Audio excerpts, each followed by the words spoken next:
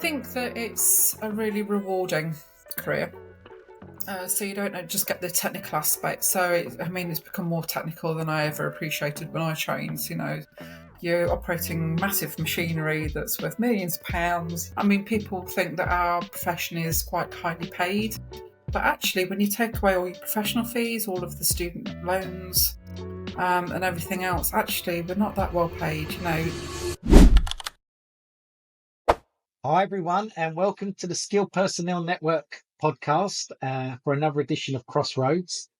Here today, we have with us someone that I met almost 20 years ago. Welcoming Emma Morris to the podcast. Hi, Emma. Morning. How you It's been doing? too long, really, hasn't it? Makes me feel really old. Well, do you know, isn't it ironic how, I think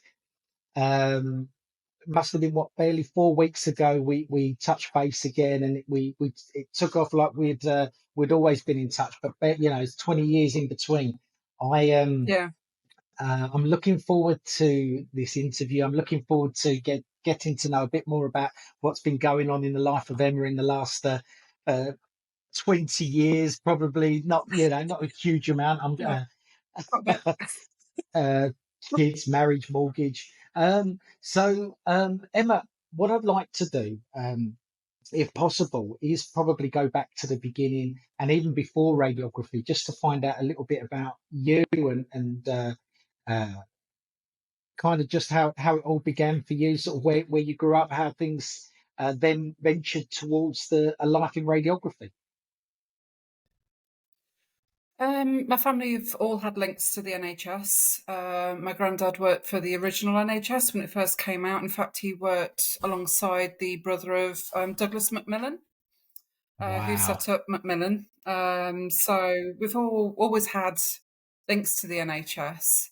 My mum worked for the NHS. She was a PA in Stoke Mandeville Hospital, of all places.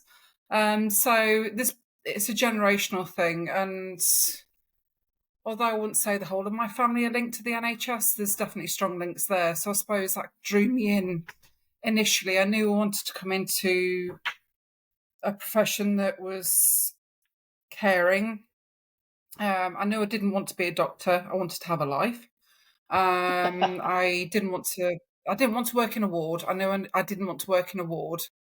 So I looked at other professions, and initially I looked at physiotherapy, and I would have made an awful physiotherapist. I already admit that. So I looked at other professions, and a relative was having radiotherapy at the time.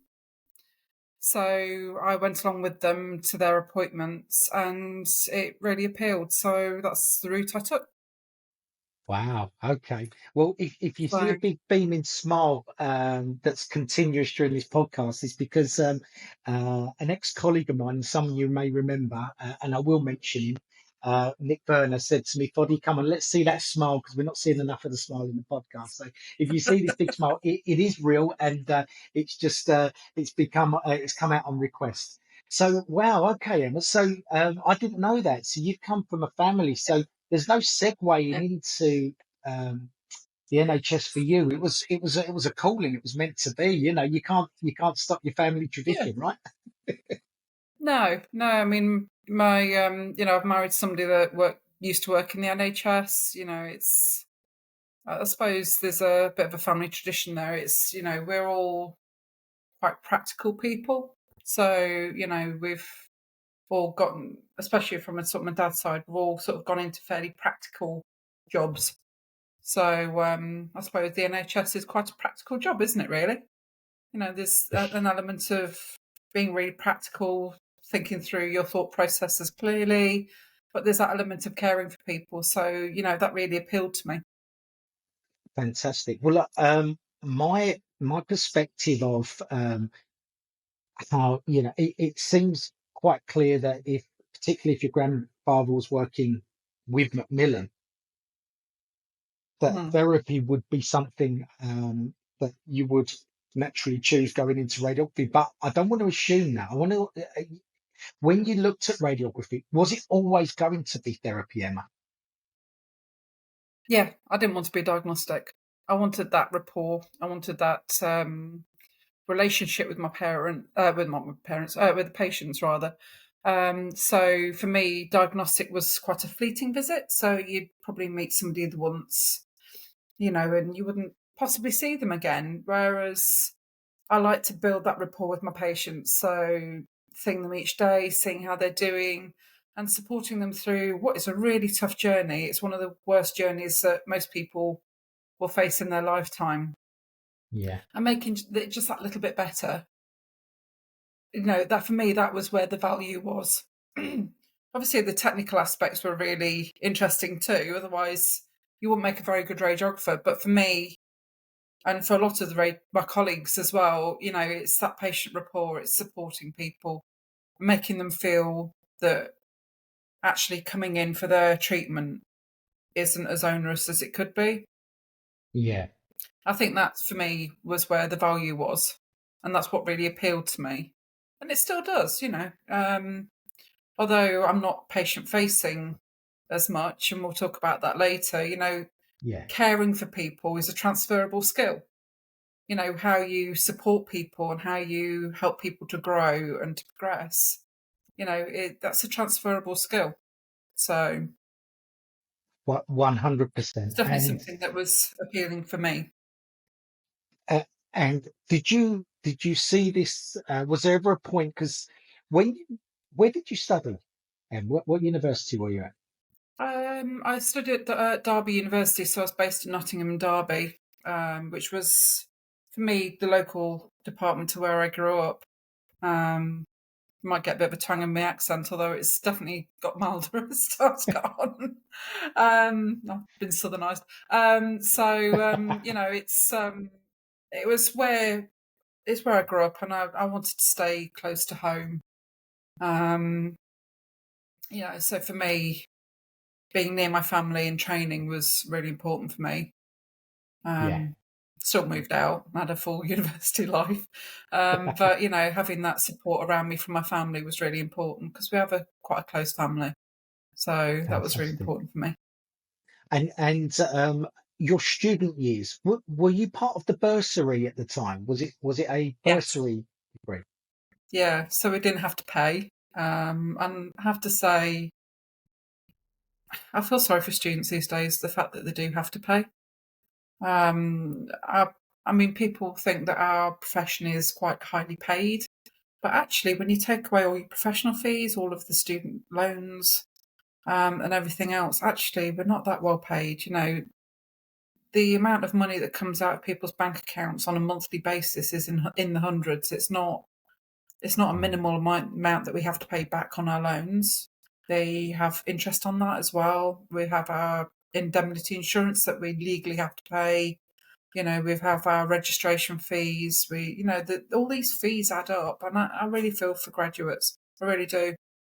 Yes, I And mean, I, so I, do I I. think it was a bit of an own goal charging the tuition fees because it's actually really affected our recruitment, retention, student numbers, and that sense of loyalty to the NHS that my generation had because we were grown by the NHS. And it wasn't that we had a loyalty because we had free training, it's because we felt grown and we felt part of something. Yeah, Whereas now students are customers, they're paying, they're consumers. And I think, that pressure to pay that debt back is having such a profound effect on the NHS. And I don't think it's really been acknowledged by the government. And I'm not political, I'm not endorsing a party.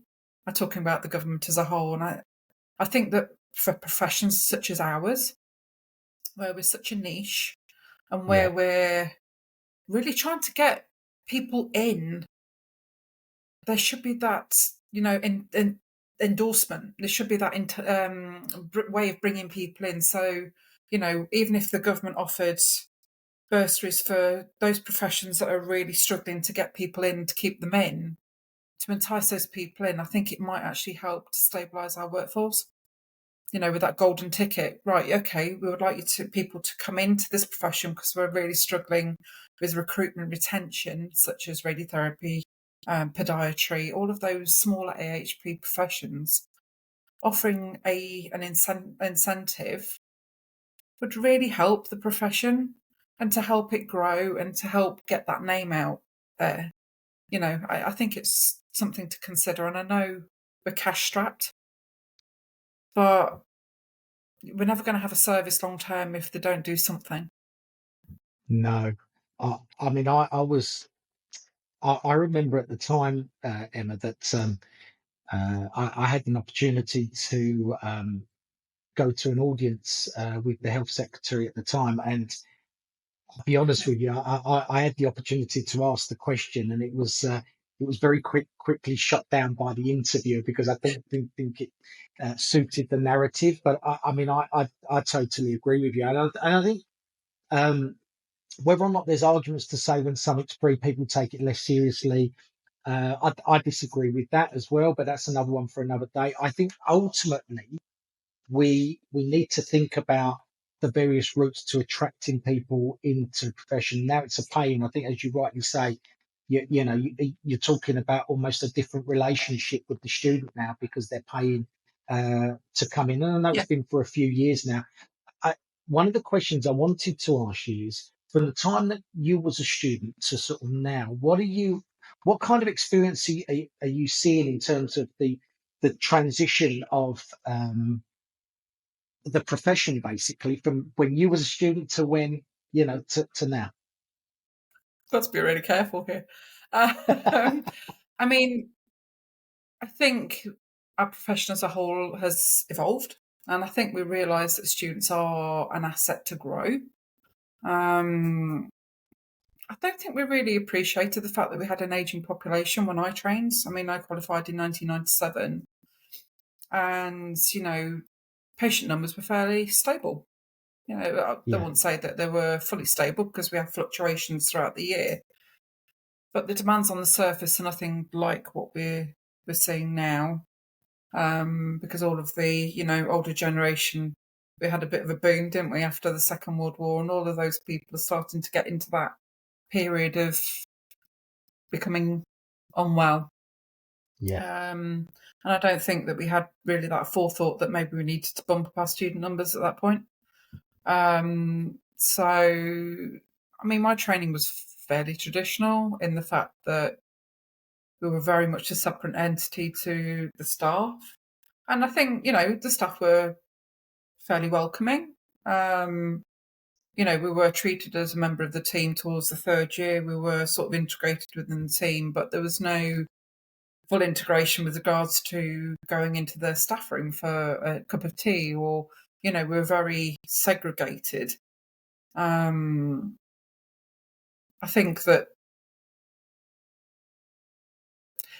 the technological advances at that point were a completely different field to where we are now. I mean, we didn't use CT scans regularly for all patients, for example. So the training was it was a different time.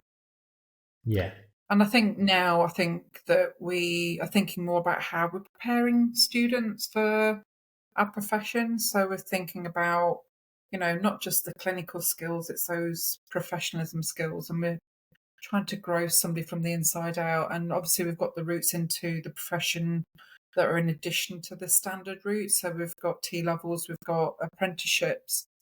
yeah. So we're really diversifying our workforce. So, I think that really is a massive improvement.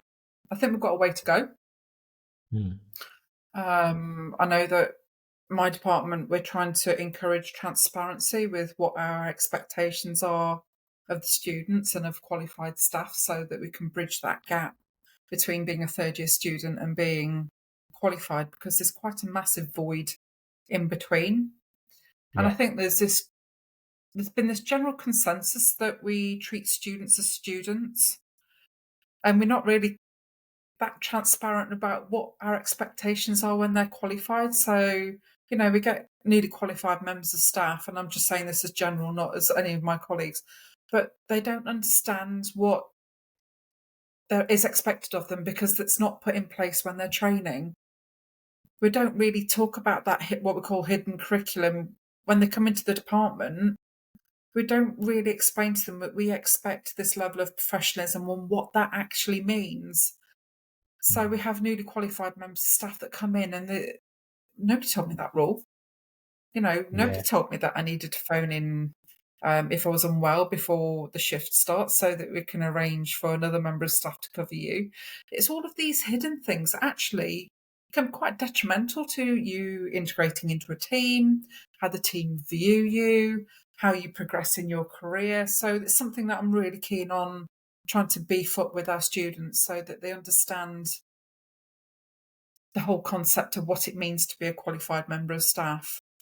And it's not yeah, nice as such, in the fact that we don't treat them as a student the same as a traditional university student, but they're training for a job. And, yeah. That's right. you can be personable with people, but actually explaining those hidden rules that we all work by helps them to integrate later. So I just think it's really important. Do you know what, Emma? I mean, it's interesting because I mean, well, our first podcast that we did was an interview with a mature student, Ryan Hunt, and that was a really, I mean, that was a fascinating one for me because what we got to understand is where potentially the gaps could be around the human element of training, Yeah, and yeah, so the things maybe that you might know or understand career wise and life wise, as a mature student, your outlook is could be quite considerably different to when you're a school leaver coming in. So um, the soft skills element, I wonder how much, because it's something that I want to adopt as part of the Skill Personnel Network, the platform. I really want to develop support mechanisms from everyone mm, across all parts of their journey, whether they're students or whether they're yeah. in leadership roles. I just wonder, from your perspective, the softer skill elements that you're describing there, could it and should it be in as part of the training at university, or is the university there to do its particular role, and this is a subsection that could be serviced elsewhere? I think it should be partnership. So I think a really quality training package there should be that element of both the university and the department collaborating to provide a really meaningful training for the students. So I think that whilst the students are in the department, yes, we should be bridging the gap between theory and practice. So they Hmm. should understand how that theoretical learning applies to clinical practice. And that's actually quite a challenge to do. But also, we should be creating those professionalism skills. So we should really be quite transparent about what we're expecting of them. And I think it's important that we acknowledge that there's no such thing as well, students can learn from mistakes. I think Yeah, as a profession, we want that perfection and we expect that perfection from year one. But quite often, these students are straight out of school. They've never worked in an environment before. You know, a lot of them haven't even had part-time jobs. So having these professionalism skills isn't necessarily there. And I think there's nothing wrong with students actually exploring the mistakes they've made. yeah, And as for us to allow them to reflect, I don't think we should wipe a student off and discount them because they've made a mistake. I think it's important as practice educators that we facilitate that reflective learning and actually say, okay, we perceive this as a mistake. Now, what are the consequences of you doing that? How yeah, how would you have done things differently if you were to do it again? What impact did that have on your patients and on your team? And how could we maybe do things better next time? And actually, that helps to stick that professionalism piece. And I think as a profession, we judge people really quickly as a human race, don't we? I think yeah, we yeah, try not to, but I absolutely. think you do. You make Yeah, lots of assumptions, and sometimes the decisions that are made seem really logical to that person, but actually they don't fit in within the boundaries that we have as a profession. So I think it's really important to challenge that, but to yeah, do it in a way that actually facilitates learning. And that's yeah, something that we completely. do in our department. We talk it through, and I think it's really important to talk it through to break down why this isn't a good idea. Yeah. And I think it helps to sort of guide them into being the professionals that I'd want to work alongside. Yeah.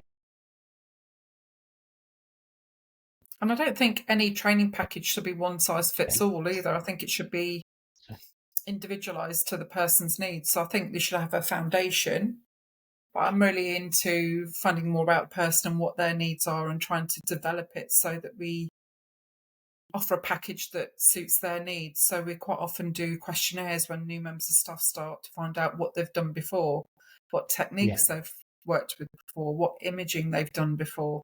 So then we can hone our training skills so that we can train them in the aspects that they really need to help them to Yeah. integrate. I think this one size fits all doesn't actually work. No, and I mean a great example of that for me is the conversation I had with Boz, my co-host on some of the podcasts, Emma, that had said he made a really good point. You know, he's a very different reporting radiographer now than what he was when he first was signed off to report. It's not, Yeah. and that's okay. You know, so it's the same Yes. principle. You know, you can't expect to or you should expect to grow in experience and just be a better radiographer, 5, 10, 15 years down the line from when you first qualify. And that's okay, because it's all a learning curve. And it's how that relationship's managed, right? We all evolve. And I think anybody that doesn't evolve in their role, I think you have to adapt to the environment you're working in, the people that you're working with. And I think, you naturally evolve. And I think it's how you influence your colleagues to evolve. You know, uh, Yeah, I think some people feel quite challenged by somebody that is maybe really good at their job, but actually having somebody that you work alongside that's really good at your job makes you that much better. So, it's one of the things that I encourage with the students is not to take it as negative that they perceive somebody else as doing something better than them.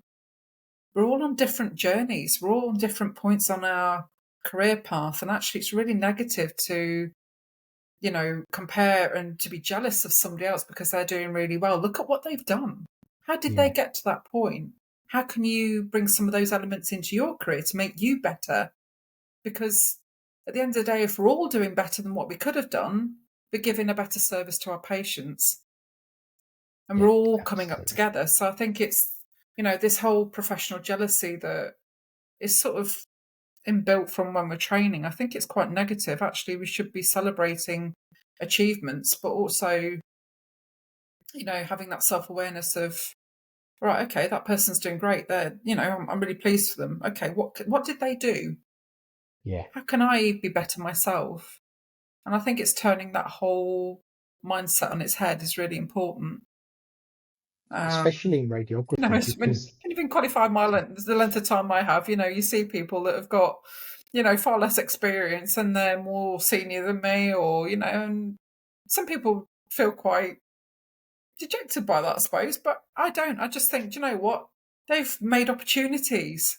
How did they make those opportunities? How did they develop their career? How did they get to that point? I think that's the important conversation, not the how they've got to that point. I don't think that's not the interesting bit for me. The bit is for me is that career path and how they got to that point. That's the really interesting bit.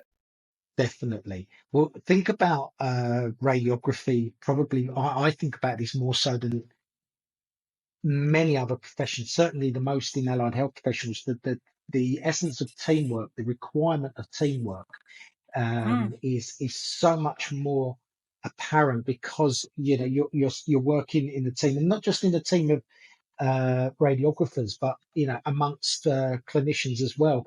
Um, I, yeah, Emma, what I wanted to think about and talk about today as well is your various crossroads that you've reached in your career. So as I say, we first met uh, 20 years ago, as we've said. We don't look it. I know, yeah.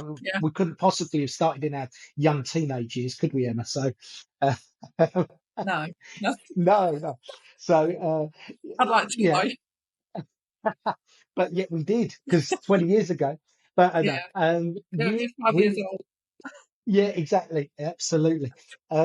We we met and you were looking for locum work at the time. So if I've done my maths, you qualified in 97. So you were about 5 or 6 years qualified when we met. What brought you to the locum world? Had you been locuming for a period of time at that point, or was that your first venture? I think I came to your agency. I think you were one of the first agencies I approached, and I approached quite a few. What I appreciated from you was that honesty.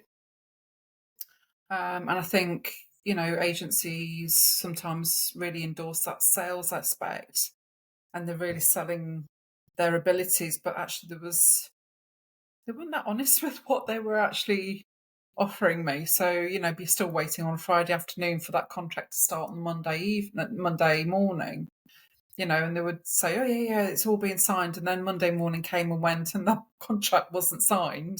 No. This is your living, isn't it? This is you wanting to earn money and you wanting a job. You were honest and you were transparent. And I appreciated that transparency and that honesty. And I think that's why we worked together for so long, and I appreciate that. Thank you.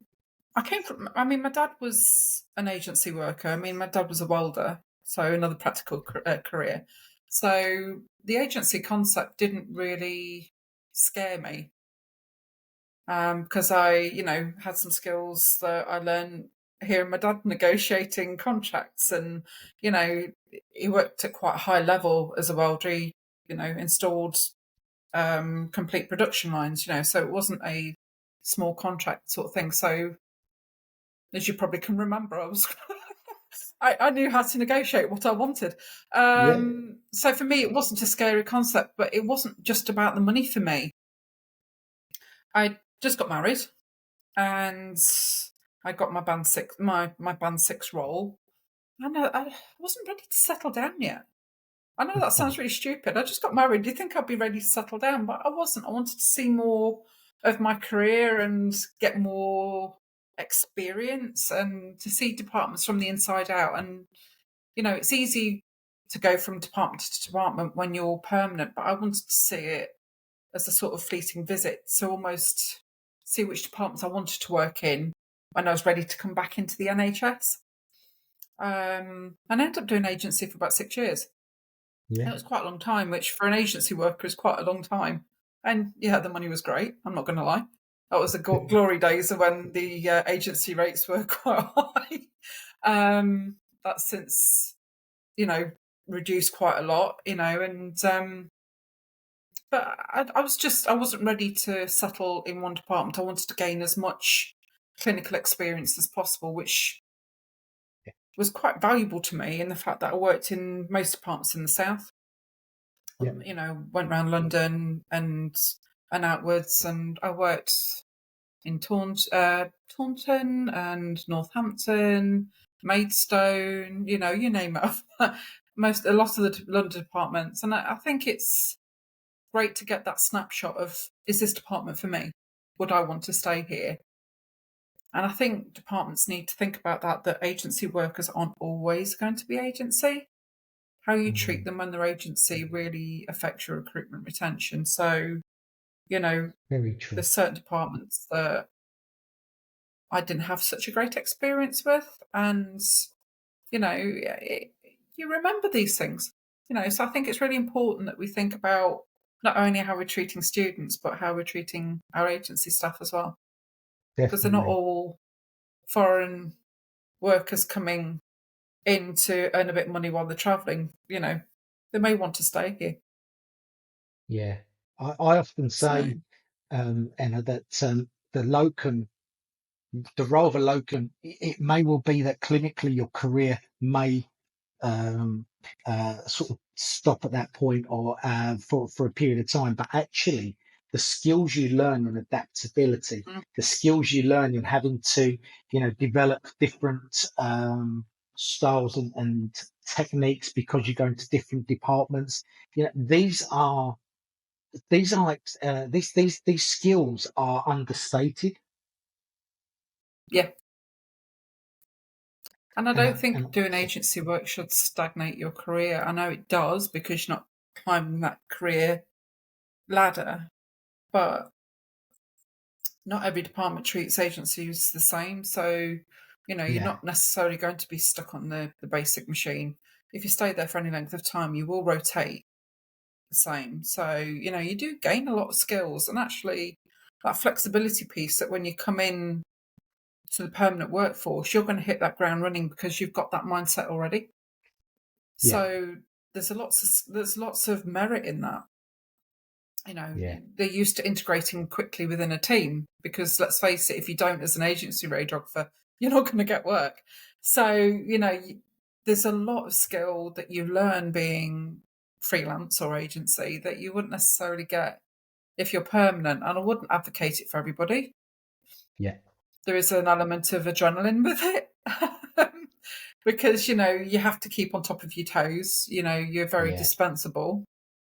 Correct. Um, and I think, it's easy to make if there's any issues, it's easy to make the agency radiographer the scapegoat. Yeah, Um, so you have to think on your feet. You have to watch what you're doing really carefully. Make sure that you are um, better as a result to protect yourself. yeah, And I think the environment has changed. I think people realise that agency radiographers are an asset, but there is that element of a rabbit hole that you can fall down with agency, yeah. and that general fear that you are dispensable. Definitely. I mean, you're at any one time, even if you might think you're there for a few months, you're on a week's notice. And as you say, you can be very dispensable. You do need to be agile. You need to expect that Yeah. that decision can be made. So you found yourself into a permanent position. You from your agency, but as I understand it, Yeah. Emmy, you stayed there and you've been there ever Yeah. since, right? No, Oh, I worked in Reading. I worked in ah, Reading yes. first. So yeah, I worked in Reading for 6 years. And in hindsight, it was, there's nothing wrong with the department. It's just, I don't know why I picked that department, because it was nowhere near where I was living, nowhere near at all. You know, and I look back and think, why did I pick a department that was so far away? It was 2 hours commute each way, Oh my and word. that's on a good day. I mean, I live near Portsmouth, and I was commuting to Reading every day, and you just think, why did I choose to go Crikey. here? That's just crazy. You know, um, you know, I never said I was intelligent, but it's you look back and you think, why did I make my life so complicated? But I stayed there for 6 years, and I still talk to people that work there, and that's one thing with agency work as well, is you get a really strong network. Oh So yeah, you get to know definitely. people on a wider basis. So you've got that link into lots of different departments, because some people don't move. So it's like, oh yeah, I know so and so from so and so, and you can sort of email them and they know you. Yeah, I mean, it's a small profession anyway. But so I went there for 6 years. I was treatment, and then ended up pre-treatment as well towards the ends. And a job came up at Guildford that was like half an hour up the road from me, which was a dream. So I yeah. went for the Band 7 job at Guildford. So I've been there ever since. And I moved And there in so 2011.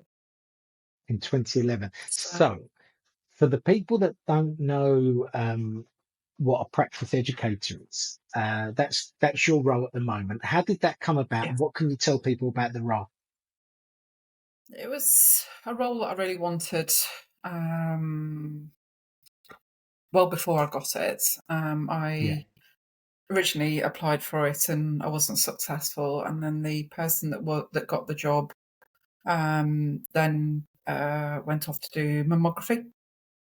So the job Oh, came back up again, and originally it was rotational. So I was supposed to have gone there as a 6 month secondment. Never came back out again, because it's obviously it became my calling, and it was pretty obvious that definitely. I've got quite a lot of skills in practice education. I think that the agency work helped with that, because I'd got that broader view, and I'd seen how other departments could integrate their teams, what worked, what didn't work. And I think bringing that into my job was quite beneficial. So I was clinical all the way up till 2018. So I had 7 years of being a team leader. And Mhm. then this practice education role came up. And I've been practice educator ever since. And it's quite a challenging role. Mm. We cover our department as well as the satellite site. So it's approximately 90 members of staff, depending on attrition. We've got 36 students and at the moment 3 apprentices that we manage. Um, so it's very busy. Mm. It's not just about students. It's about how you train your staff, how you measure their competence, how you record their competence, Yeah. how you induct them, how you help them transition from one role to another, in those key stages. So I'm really enthusiastic about having evidence-based practice. So we don't do things on a decision. I research it first.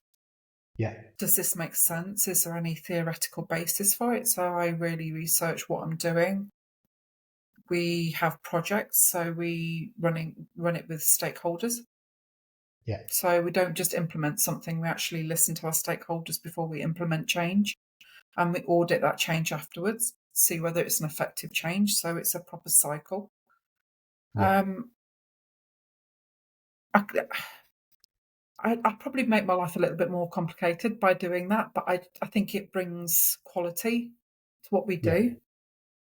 We I'm lucky I'm full-time education, so I've got the time to do that, and I know that a lot of departments don't have that That's ability, and right. I've had that long run up to where we've got today.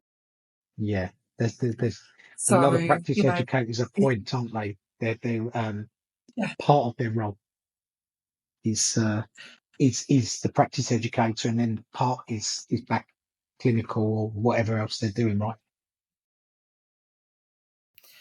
No, and the amount of change that I've managed to implement since I started is phenomenal, and I'm not really one for bragging, and I'm not bragging at all, but, I came into an environment where the staff competence wasn't at the level I was expecting. We had lots of people with gaps in their training. So this was just before COVID hit.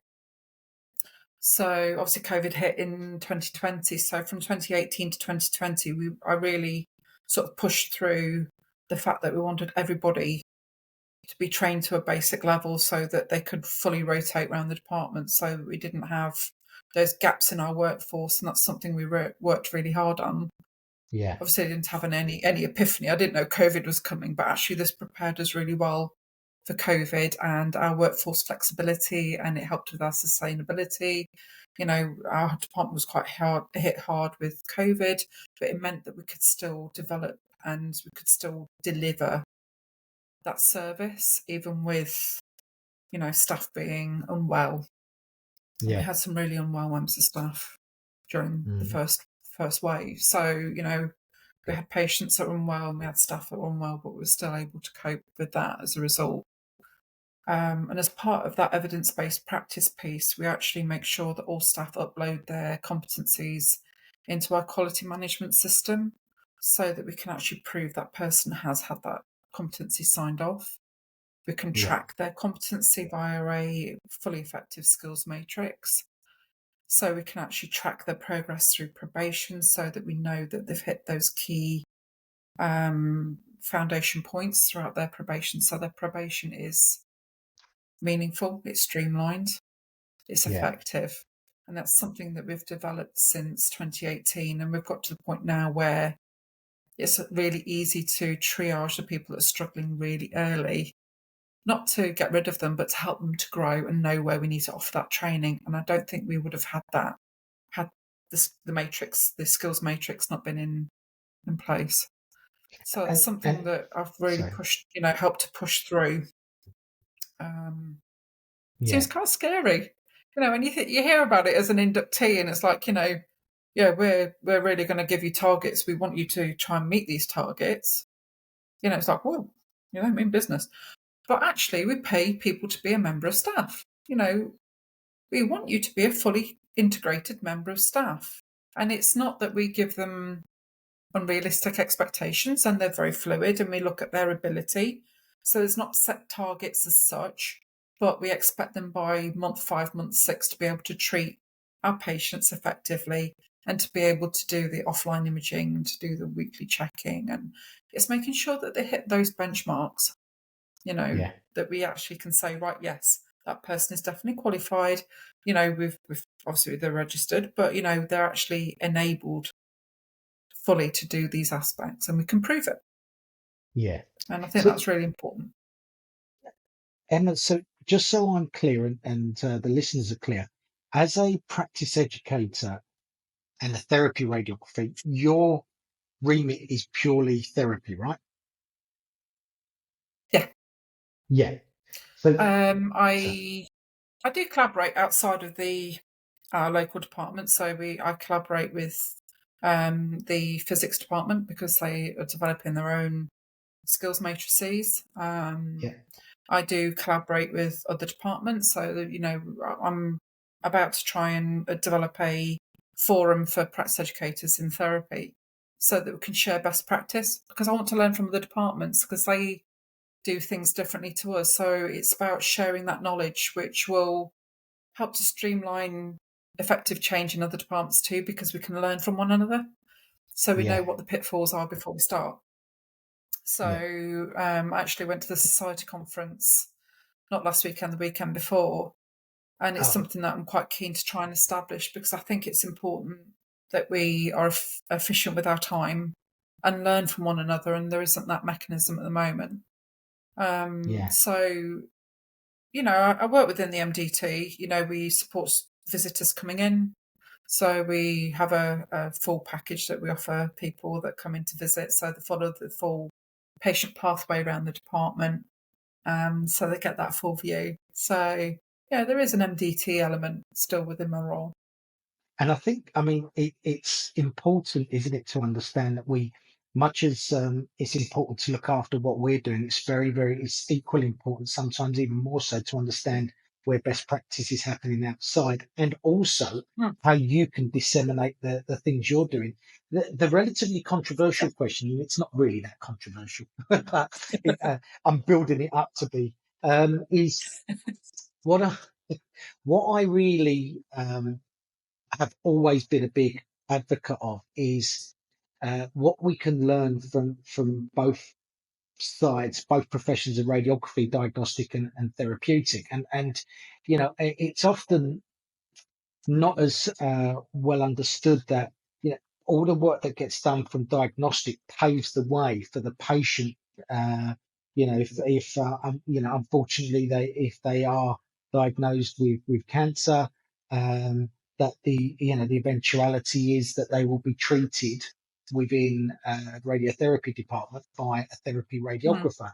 And I've often tried to understand that that there's been the, the delays and the role that's Yeah. done in diagnostics play a significant part in your role. And there's often been times there where someone said to me they've known the patient's ready, but they can't they can't move forward with their treatment plan until this part's done. I'd just be quite intrigued to understand from your perspective whether we can do things better as a profession, and what things we should be doing. To just get your view on that bridge between diagnostic and therapy.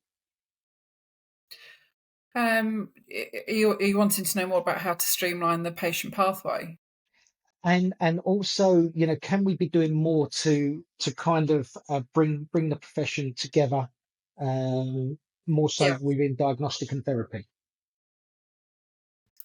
Because somebody asked me a few weeks ago, and it posed a question that I really had to think about. And they said, when patients have their diagnostic scan, why can't they be put on their therapy immobilization device, so that we can look at the diagnostic scan from a diagnostic point of view as well as from a therapy point of view? That would really streamline the patient pathway. And as a basic concept, you think, yeah, that's Hmm. brilliant. Yeah, bring it on. But the trouble is that there's often decisions made after the diagnostic scan. So, a patient may have surgery, or, reconstruction, or, they may have biopsies, and actually that can affect the scan, so it can't be used for treatment. So there may be a cohort of patients that we could do that for. And, it may be that we have a collaboration between therapy and diagnostic radiographers, so that, they are scanned in immobilization devices, so that that image could be looked at and then it could be used for planning. Mm. There's also a bit of a risk there that we're diluting both professions, and we've got very clear identities. And to people outside, such as politicians and people, even chairmen of hospitals, don't fully know what each profession does. Correct. We're both Correct. radiographers, and I think Yeah.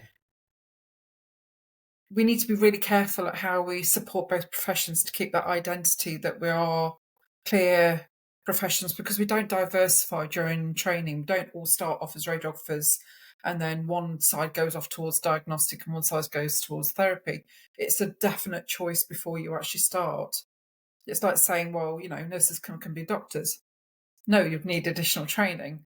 So I think it's important that we really think about, yes, we all have transferable skills, and I think it's really important that the NHS understands what those transferable skills are to help with different career paths.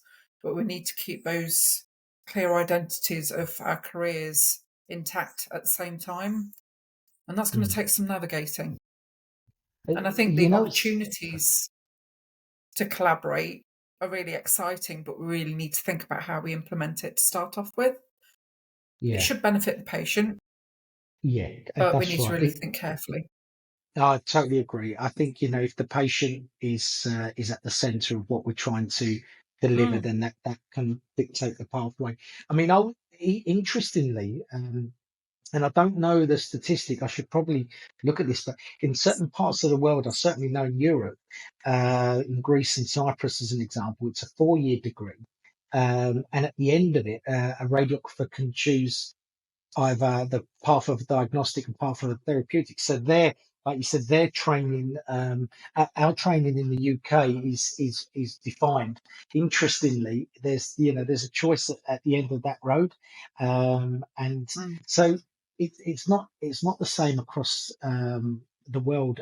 But you know, uh, I think the part for me, Emma, where I think the opportunity is that the decisions made in, yeah, I think perhaps there should be more of an understanding of each other's role. So whilst it's defined, it's understanding the responsibilities here that then um, for patient care and delivery and plans that then transfer to, for example, onto the therapy side. And maybe there's a gap there around, or an opportunity, should I say, around how we could, deliver more cohesion. I think that allied health professionals as a whole could probably bridge gaps. And I think, especially with the preceptorship program that has been developed by Mm, the NHS, so that we can support inductees as a whole profession, that yeah. whole collaborative piece is actually helping to bridge those gaps, because we're having to work together to create a meaningful preceptorship for our people going through career transitions. It's not just from student to band 5, it's other career transitions as well.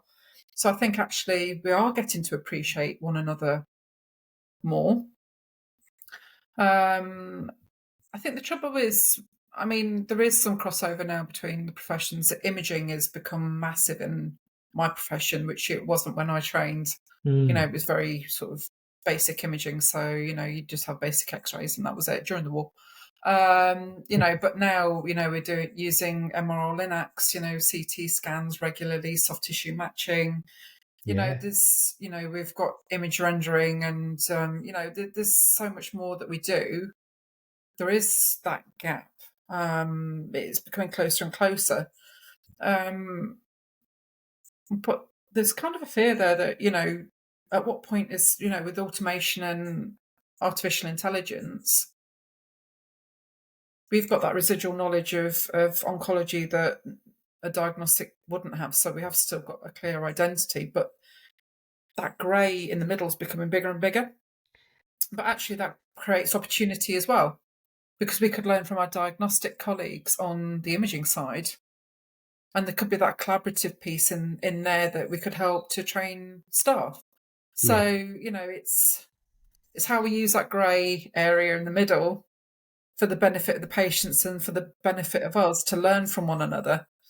It's having the time, though. We're yeah, all so strapped for time. It's like, how do we instigate that meaningfully? I'd love to have that collaborative piece that we could learn from one another. for I sure. think it'd be quite beneficial. But who's going to instigate that? Don't know. Don't look at Well, me. it's But it's a nice segue into the skilled personnel networking platform, which is definitely yes, definitely. a global community that is looking and is designed to create various levels of support mechanism. I'm also going to at that point show my say yes to new adventures mug there, Emma, as I take a Love it. quick sip myself. Mm, So, Emma, a couple of things from my side. Why should someone become a therapy radiographer? I'm going to put you right on the spot now. I think that it's a really rewarding career. So you don't just get the technical aspect. So it's become more technical than I ever appreciated when I trained. You're operating massive machinery that's worth millions of pounds. You've got a lot of our career is really diversified as well. There's so many different avenues that you can Yeah, go into now compared to when I trained. You've got brachytherapy, you've got treatment, you've got adaptive, which is all new. We've got surface guided radiotherapy, which is new. We've got planning, we've got CT scanning and pre-treat. So there's so many different avenues that you can go into. Practice education. Um, so there's a lot of diversity, and actually, it's giving something back to patients that are in a really vulnerable position. Let's face it. I think cancer's less stigmatized than when I trained, because everybody used to say, "Oh, they sort of whispered mm, the word cancer, didn't they? Because it was quite stigmatized. I think people know about it a lot more, and I think people are surviving it more, which is amazing. People had quite late stage diagnoses when I trained because people didn't know what to look for. So I think that brings new challenges of how we allow people to survive it and to live a good quality life.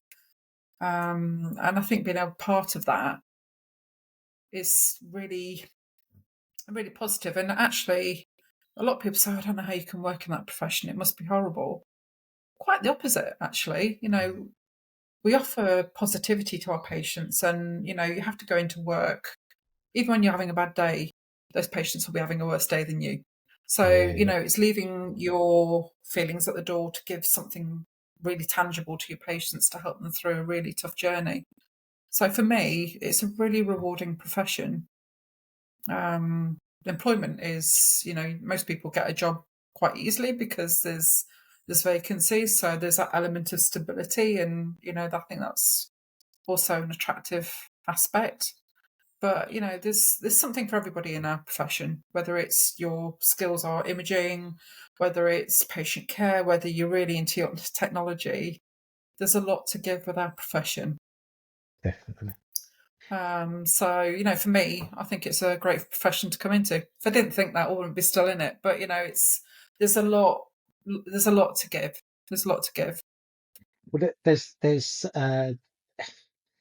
a lot for me in that as well, Emma, because I mean, my producer and I were talking about this before. If we had our time again, we would look at radiography as a profession, and for me, where I didn't take up that opportunity, I certainly did it in a workforce sense to support people like yourself, Emma, in their career journey. The Look, with that in mind, what's next for you? What are you thinking about? What's the future like for Emma Morris? I think my passions are in practice education. I think the problem for me is that there's no career. The career pathways at the moment need to be developed, I think, to allow that career progression. Um, the NHS is very good at looking at patient care and patient safety, but actually an element of that is their quality training and how we induct people and train people. And I think Staff the safety. investment is probably not where it could be. I think, every NHS trust is cash strapped, and I'm fully aware of where we're at. I'm not I'm not under any illusion with that. I know that every trust is clawing for money, but actually, when you claw the money from practice education, it has a real effect on your workforce.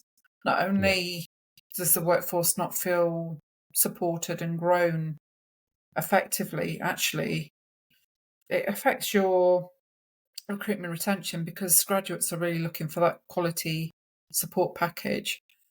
So, for me, it makes me a little bit sad. I understand where we're at, but it makes me a little bit sad that, the investment possibly isn't where it could be. And there's a lot of growth in education. There are roles being created, which is great. I just hope that that growth continues, but it isn't. Maybe I want what's the impossible. It'd be nice to see more growth there to yeah, provide that quality service to benefit the patients. yeah, So for me, probably doing what I'm doing, whether it'll be, I don't, who can predict the future, you know? yeah, Um, but I think that this is where my skill set lies, because it is a transferable skill. Although I like looking after people, I'm looking after people so that they are the best that they can be to look after the patients. And that's where I think I get some benefit from that as well. And I think yeah, it's a challenging role, and I like the autonomy of my role. I can control my day. I can, you know, every day is different. yeah, Every day somebody's got a different problem. I can help to guide them on, whether it's leadership skills, whether it's a student, or whether it's a colleague. And, yeah, that's something that gets me out of bed in the morning. I love it. If I didn't, I wouldn't keep doing it, because it's a tough job. It is a tough job. Well, what you described to me there, Emma, is you talk about sort of the patient safety and the patient care being paramount, but what comes to my mind is staff care and staff safety, and the safe space for staff that can be created, and almost your role as a practice educator is to be knocking on the door for your staff, for your team, and to support the leadership, the rest of the leadership of that department, to make sure that we are looking after our staff, our team, right? Yeah. I mean, there's a huge amount of pastoral support that comes with that role. It's not just about barking about competence. It's looking after somebody holistically. Mm. And sometimes there's reasons why people are having an off day, and actually people come and you know they share their problems in my office, and it's a safe space. They come and they share, and they go off. I mean, we all have bad days, don't we? It's having that person that they can come to, and I think offering that support is really important, and we celebrate the achievements, but it's also important to look at, if somebody's not achieving, why that is, and that's all about management skills, actually. Yeah, But management skills sounds really mercenary. It's not. It's about caring for people. You should definitely. care for your colleagues, and I don't think that should be because you're being paid to do it. I think you should just care for your colleagues. We're very good at caring for our patients, but as a profession, historically, we've not been good about caring for each other. So Yeah, it's something that, people go, say, oh, this environment's really negative, and they look upwards, like it's the managerial's fault that the department's really negative. We all have that we all contribute towards that negativity. If you decide not to endorse it, if more people do it, then the department changes as a whole. yeah, definitely. So we all have the ability to influence change. It doesn't have to be a great thing. If you all go together and say, do you know what, we've become a really negative environment, we don't feel happy at work, there's some aspects that we're really not happy with. Yeah. Actually, if you stop doing those things yourself and people see that actually you're not doing it, it influences others. It's like a ripple effect, isn't it? So, Definitely. I think being that person that's a beacon for saying, right, okay, I'm not going to endorse this behaviour. I don't agree with it. I don't think it's something that I want to have as part of my life. More people that see that somebody's doing that, the more it influences the department as a whole. Yeah. So, I think that's really important. I think practice education actually comes into that piece as well, because there's different ways of leading and actually highlighting different leadership skills. That there's, you don't have to micro-organize people to be an effective team. There is, you can be an empathetic, you can have empathy with being a leader. Doesn't mean that you're a weak leader. Correct. So I it's actually agree. showing people different mindsets to actually Yep, influence the way the department runs. So you're an instigator of change if you're a practice educator. absolutely. And that's a really good place to ask the final question, Emma. Is there anything else you would like to? This is usually the point in the podcast where people say, "How can we find you?" but but you know, I can certainly answer some of that question. We found each other back on social Yeah, media and via yeah, our mutual friend Gemma Nunn, and I will mention Gemma because she was an angel in putting us back in contact again. And But I know you're on the Skilled Personnel Network platform, yeah. which is fantastic. Thank you for supporting that, Emma. And actually, anyone who is listening who's a radiographer, please join the platform. Emma would gladly talk to you about the work that she's doing. Emma, is there anything else you want to add? No, I think that I think with any role, you can make it whatever you want it to be. And I think that even if you're a junior radiographer, or if you're lucky that you get to my position, I think you can bring your own elements in. I think there's nothing wrong with being brave about bringing that quality into what you do and making it your own. I think, you know, now's the time to seize those opportunities and to really think about how you fit into that mechanism of service delivery. So I would encourage anybody, whatever grade they are, look at your role and think about what you want from it Mm, and what you can bring to the table. And I think if you're treading water, are you doing what's making you happy? We've all got a role to fulfill, don't get me wrong, but we all make our own opportunities. And yeah, it doesn't matter what grade you're at, you're not going to be given opportunities. You've got to make your own opportunities. So really 100%. think carefully about where your passions are. What really gets your juices going with your career? And think about how you can get to that end goal. And the practice educator is there to help you to understand how you can get to your end goal. You've got to make your own opportunities in life. And, you know, people won't give it to you on a plate.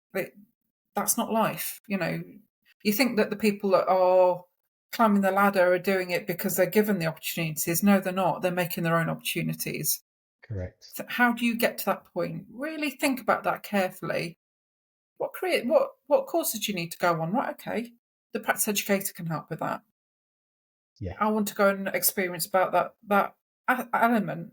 The practice educator can help with that. So really use your practice education team to help to grow your career. Don't be a stranger to your practice educator. They will help you. And, fantastic. I think that's what I would probably say to anybody. And it doesn't Yeah, matter what career you're in, there'll be somebody within your profession, your industry, whether it's, you're in a private company, there'll be somebody that will invest in you as a person to help to guide you if you need advice. exactly. Don't be afraid to ask for help. It's amazing advice. And thank you very, very much for your time, Emma. It's great seeing you So, again. We need to make this a weekly event. Even if we don't podcast weekly, we need to catch up on a weekly. But I need my weekly dose of Emma. I think uh, it's lovely to see you. good Thank you news. so much for your time. No, I won't. I promise. Um, from my perspective, it's truly a pleasure having you within the profession, Emma, and you are a real asset to your department, but also, as I say, to radiography in general. So, thank you very much, and thank you to everyone for listening, and we'll look forward to seeing you all again.